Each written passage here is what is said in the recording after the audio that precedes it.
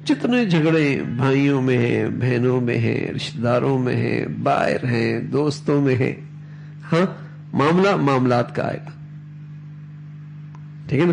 پہلے دل خراب ہونے لگتے ہیں اور پھر جب آدمی پھٹتا ہے تو سب کچھ ختم ہو جاتا. صاف ستھری ہو. اپنوں کے ساتھ بھی معاملہ کرو اجنبیوں کی طرح اور رہو ان کے ساتھ اپنوں کی طرح.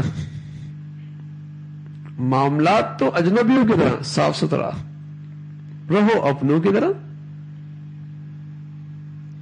ہم کیا کرتے ہیں؟ ہم کرتے ہیں معاملات تو کرتے ہیں ان کے ساتھ اپنوں کی طرح اور رہتے ہیں ان کے ساتھ اجنبیوں کی طرح. عجیب ہے.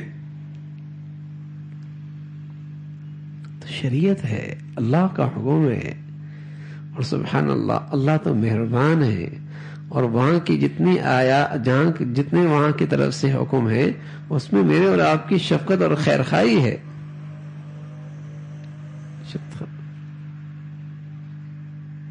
ایک بہت بڑی کوتاہی ہوتی ہے کاروبار کے سلسلے میں کہ باپ کاروبار کر رہا ہے اور بیٹا کاروبار میں شریک ہو گیا اور معاملہ طے نہیں ہے کہ اس کی شرکت کس نوعیت کی ہے. ملازم ہے، شریک ہے، حصہ دار ہے، فیصد کا معاملہ ہے، کچھ نہیں پتا ہوتا. اب سارا معاملہ ایک بھائی کے پاس ہے اور باقی بھائی ابھی 2 سال ہوئے کاروبار میں شریک ہوئے اور اس بیچارے کو شریک ہوئے 35 سال ہو گئے، والد کا انتقال ہو گیا، معاملہ طے نہیں ہوئے. اور وہ کہتا ہے 35 سال تو میں نے محنت کی ہے، میں اس کو وہی کیوں دوں جو آ جائے کاروبار میں.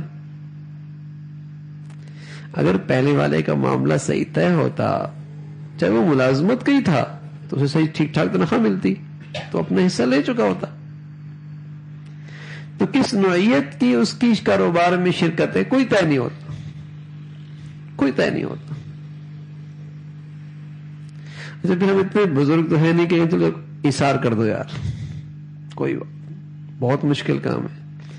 اگر باپ بیٹا لڑکا کرنا بھی چاہے تو بیوی نہیں کرنی جائے گی، بہت مشکل وقت ہے. معاملات کی درستگی صحیح ضروری ہے. اور میرے عزیزوں، معاملات کی خرابی سے تعلقات کی خرابی ہے اور سارا دین کی صفائی. دل ہی صاف نہ ہو. جب دل ہی صاف نہیں ہوگا تو اس دل میں کون سا ایمان کا نور اور کون سے نیکیوں کا نور اور کون سے تقوی کا نور آئے گا؟ خرابی کیا ہے؟ معاملات کی خرابی.